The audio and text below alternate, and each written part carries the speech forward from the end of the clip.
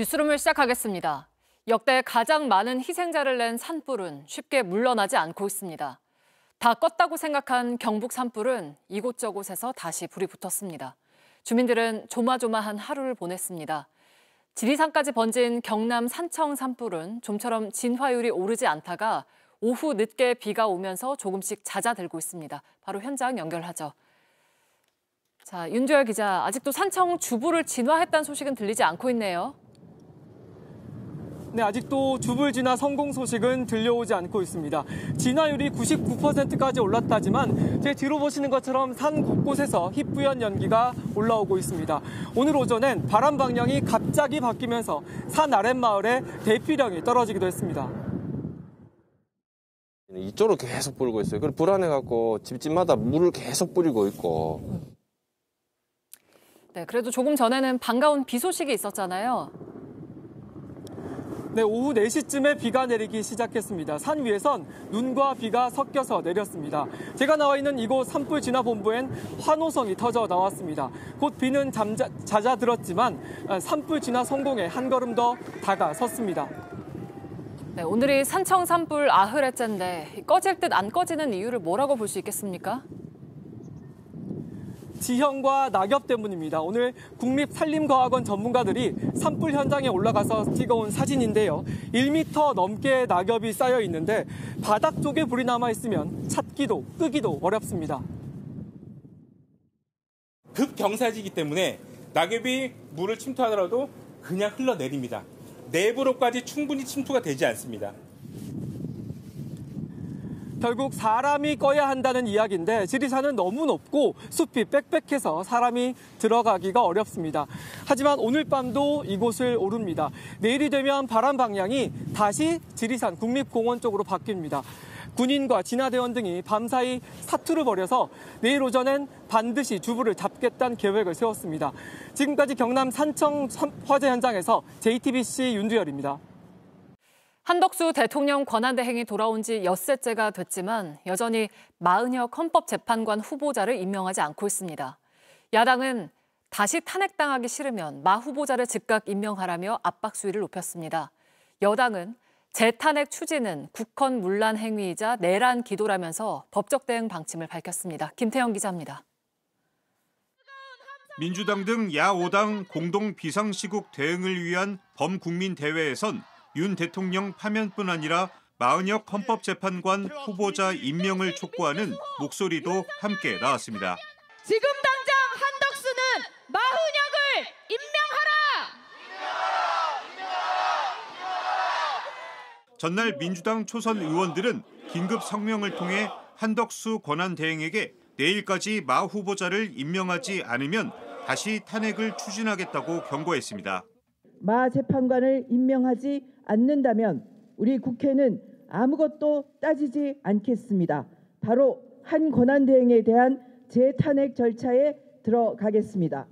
한 대행이 탄핵을 당할 경우 권한대행직을 승계받을 다른 국무위원들 역시 마 후보자를 임명하지 않으면 즉시 탄핵하겠다고 예고했습니다. 조국 혁신당도 한 대행이 마 후보자를 임명하지 않는 건 위헌이라며 임명을 압박했습니다. 한덕수를 탄핵해서 헌법 공백 상태를 끝내겠습니다. 한덕수를 탄핵해서 헌법재판소를 정상화하겠습니다. 국민의힘은 전날에 이어 오늘도 의회 쿠데타이자 정부를 전복시키겠다는 내란 기도라며 한 대행에 대한 겁박을 멈추라고 강하게 반발했습니다. 민주당 스스로 내란 세력임을 자인한 셈입니다. 내각 총탄핵을 시사한 것은 국무회의를 없애겠다는 뜻입니다. 국무회의를 없앤다는 것은 대한민국 정부를 전복시키겠다는 것입니다. 국민의힘은 민주당 초선 의원 전원과 이재명 대표 등 72명을 내란 음모죄와 내란 선동죄로 고발하겠다며 모든 가용 조치를 총동원하겠다는 방침입니다. JTBC 김태영입니다. 탄핵 심판이 진행되는 동안 초유의 현직 대통령 수감 생활에 이례적인 특혜가 잇따른다는 지적이 이어졌습니다. 저희가 취재를 해보니 윤 대통령은 체포 다음 날부터 CCTV 감시 없이 구금돼 온 것으로 파악됐습니다. 임지수 기자가 취재했습니다. 지난 1월 15일 한남동 관저에서 체포된 윤석열 대통령이 서울구치소에 도착했습니다. 신체 검사 등 절차를 마친 뒤 구인 피의자 대기실로 갔습니다. 24시간 CCTV 개호가 이루어지는 공간입니다. 그런데 윤 대통령은 예외였습니다. 윤 대통령 체포 다음 날부터 바로 CCTV는 작동하지 않았습니다. 한 교정당국 관계자는 체포된 피의자 대기실에서 CCTV를 끈 사례를 들어본 적 없다고 지적했습니다. 일종의 특혜라는 겁니다.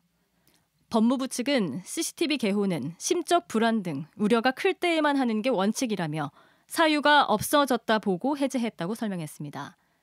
나흘 뒤인 1월 19일 구속영장이 발부되고 정식 수감된 뒤로도 CCTV 개호는 전혀 하지 않았습니다. 이명박, 박근혜 전 대통령조차 수감 초기 CCTV가 있는 거실에 수감됐던 사례를 감안하면 이례적인 조치입니다. 변호인 접견도 특별했습니다. 수용 거실과 분리된 별도 건물에 윤 대통령만을 위한 변호인 접견실을 마련했습니다. 사방이 투명한 유리로 된 일반 변호인 접견실과 달리 작은 창문 하나 있는 공간이었습니다. 일반 변호인 접견실은 전면이 통유리로 되어 있어서 접견 내내 교도관 시선 감시를 받게 되어 있습니다. 감시가 제한적이었을 것으로 보이는 대목입니다. 법무부 측은 교도관이 변호인 접견실 밖 복도에서 창문을 통해 적절한 감시를 했다고 밝혔습니다. 법무부가 제출한 자료를 보면 윤 대통령은 일반 수용자들은 접견이 금지되는 주말과 설 연휴 등 공휴일만 총 42차례 접견했습니다. 매 주말마다 또 하루에만도 여러 차례 접견을 한 걸로 보입니다. 이렇게 특별 대우를 받으면서 변호인들의 옥중에서 나온 국민 분열 메시지들을 퍼날랐던 것으로 보입니다. 법무부는 접견에 온 변호사 숫자로 계산을 했다며 42회보다는 적을 것이라고 해명했습니다. 경호처 직원들은 윤 대통령 식사 때마다 먼저 먹어보는 검식을 했습니다. 윤 대통령은 건강검진에 다녀오고 헌재 출석 때마다 헤어 스타일링을 받기도 했습니다. JTBC 임지수입니다. 어제 미얀마 제2도시 만달레 근처에서 규모 7.7의 강진이 발생했죠. 멀쩡한 건물이 그대로 주저앉는가 하면 하루 만에 사상자 수도 급격하게 늘어났습니다. 지금까지 1,000명 넘게 숨진 걸로 파악이 됐는데 사망자 수가 많게는 10,000명을 넘을 수 있다는 관측도 나옵니다. 강나윤 기자입니다. 차체를 흔들던 아스팔트 도로는 갈라져 버리고 건물이 땅으로 빨려 들어가듯 무너지면서 흙먼지 구름이 생깁니다.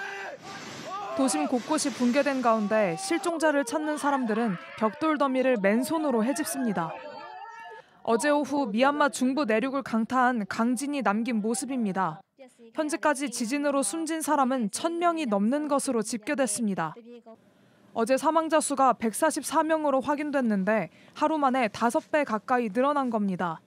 실제 피해는 이보다 더 클 것으로 예상됩니다. 미국 지질조사국은 미얀마 지진의 사망자가 10,000명을 넘을 가능성이 70%, 10만 명 이상이 사망할 확률은 36%라고 내다봤습니다. 미얀마 군사정권은 수색과 구조 작업을 진행하는 한편 국제사회에 도움을 호소했습니다.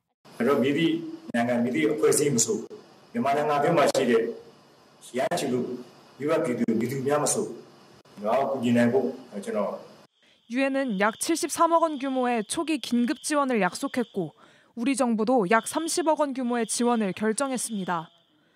그동안 해외 원조를 대대적으로 삭감해온 트럼프 대통령도 이번엔 인도적 지원에 동참하겠다고 밝혔습니다. It's terrible what's happened. It's a real bad one and we will be helping. We've already spoken with the country. 미얀마 군정이 지진 피해 지역에 비상사태를 선포한 가운데 아직까지 접수된 우리 국민의 인명피해는 없는 것으로 확인됐습니다. 다만 교민들이 거주하거나 일하는 건물이 붕괴될 위험이 있어 서로 피난처를 제공하며 비상구호품을 구하는 상태인 것으로 전해졌습니다. JTBC 강나윤입니다.